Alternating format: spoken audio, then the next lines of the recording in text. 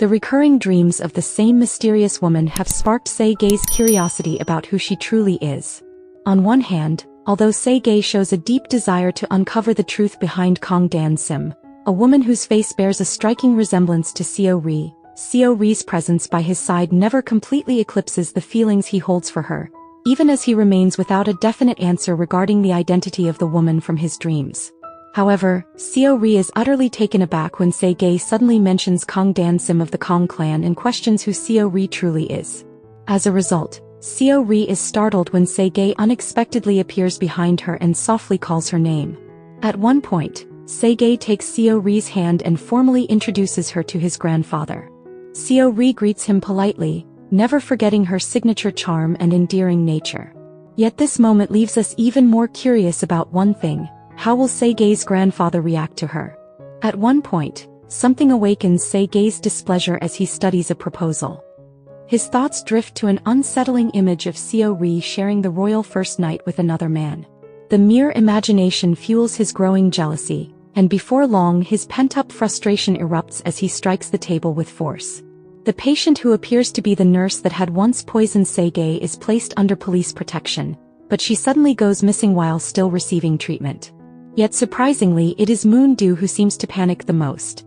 Disturbed by the unexpected turn of events, he questions how a patient can simply disappear, leaving us to wonder whether this is part of Se-ge's plan all along. Perhaps Se-ge anticipates the possibility that Moon-do may try to harm the nurse again, making it necessary to keep her from any outside contact.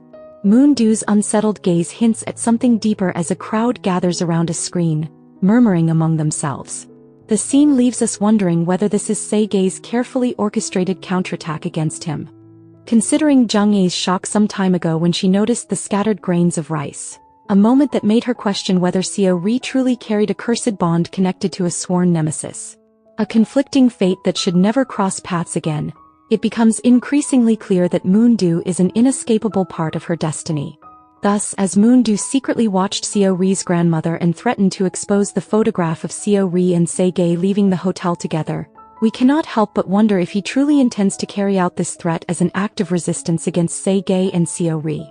It also raises questions about Seo-ri's future career should reporters discover that she has been hiding the truth about her secret boyfriend, who is none other than Se-ge himself. At one point, Seo-ri receives news about a change in her acting scene, which makes her curious about what it changes into. It turns out to be the sericulture rite scene.